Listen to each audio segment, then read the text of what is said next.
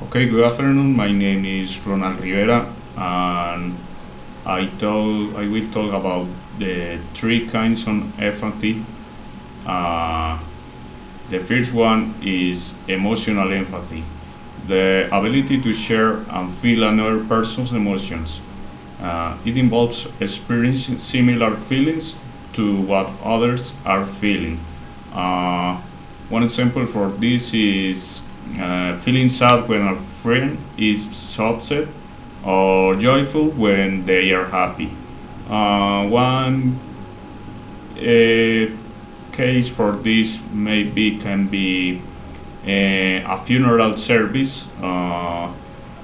Maybe in this situation, Sarah, a co-worker of the deceased person, attends the funeral. As she watches the family members deliver heartfelt eulogies, she finds herself tearing up and feeling deep some sense of sadness, mirroring the emotions of those around her. Even though she didn't know the deceased very well, Sarah experienced a strong emotional response, feeling the pain and grief of the bereaved family. The second one is cognitive empathy, the ability to understand another person's perspective of mental state. It involves intellectually grasping how someone else might think or read. One example for this is understanding why a colleague is stressed about a deadline task, even if you don't feel stressed yourself. Another example for this maybe can be a high school classroom. Mr. Johnson, the math teacher, noticed that one of his students, Alex, is having difficult understanding a complex algebra concept. Instead of getting frustrated, Mr. Johnson takes a moment to remember his own struggles with math as a student. He puts himself in Alex's shoes, considering how overwhelming and confusing the material might seem. Using this understanding, Mr. Johnson adapts his teaching approach, breaking down the concept into smaller, more manageable parts in using relatable examples to help Alex grasp the material. And finally is the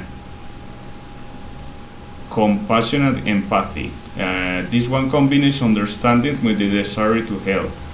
It involves not only feeling and understanding, but also being moved to take supportive action.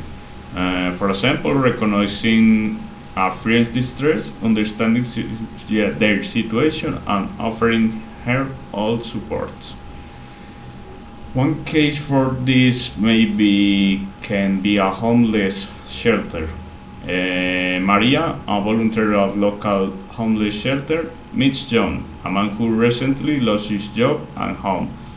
As she listens to John's history, Maria not only feels emotionally moved by his situation, emotional empathy, and understands the challenge he's facing, cognitive empathy, but she also feels compelled to take action.